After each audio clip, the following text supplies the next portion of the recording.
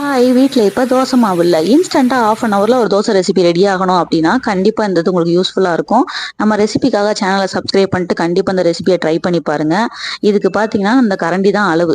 2 கரண்டி ராகி மாவு, 1 கரண்டி கோதும மாவு, 1 கரண்டி பச்சரிசி மாவு, 1/2 கரண்டி ரவா எடுத்திருக்கேன். கொஞ்சம் தயிர் ஊத்தி அதுல வந்து நல்லா மிக்ஸ் பண்ணி கொஞ்ச நேரம் ரெஸ்ட்ல சோக் பண்ண வச்சுக்கலாம்.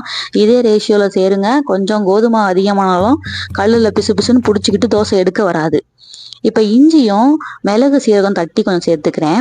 அப்புறம் கொஞ்சம் பொடிசா அரிஞ்ச வெங்காயம், கொத்தமல்லி, கருவேப்பிலலாம் சேர்த்துட்டு, கேரட் கொஞ்சம் துருவி போட்டுக்கிறேன். உங்களுக்கு கேரட் வேணாம்னா நீங்க ஸ்கிப் பண்ணிக்கலாம். உப்பு போட்டு நல்லா தண்ணியா மிக்ஸ் பண்ணி கொஞ்சம் ரெஸ்ட் பண்ண வச்சுக்கோங்க. நல்லா தண்ணியா மிக்ஸ் பண்ணி வச்சுக்கோங்க. சைட் டிஷ்ஷா நான் தேங்காய் சட்னி தான் வச்சிருக்கேன். நீங்க உங்களுக்கு பிடிச்சமான சைட் டிஷ் வச்சு ட்ரை பண்ணி பாருங்க. தோசை பார்த்தீங்கன்னா, இப்ப நான் ஊத்துற மாதிரி நல்லா அந்த கல்லுல பரவலா இப்படி ஊத்தி விட்டு தான் எடுக்கணும். நார்மல் நம்ம தோசை மாதிரிலாம் ஊத்த முடியாது. மொத்தமா ஊத்தாம பரவலா ஊத்தி எடுங்க. செம கிறிஸ்பா சூப்பரா வந்தது.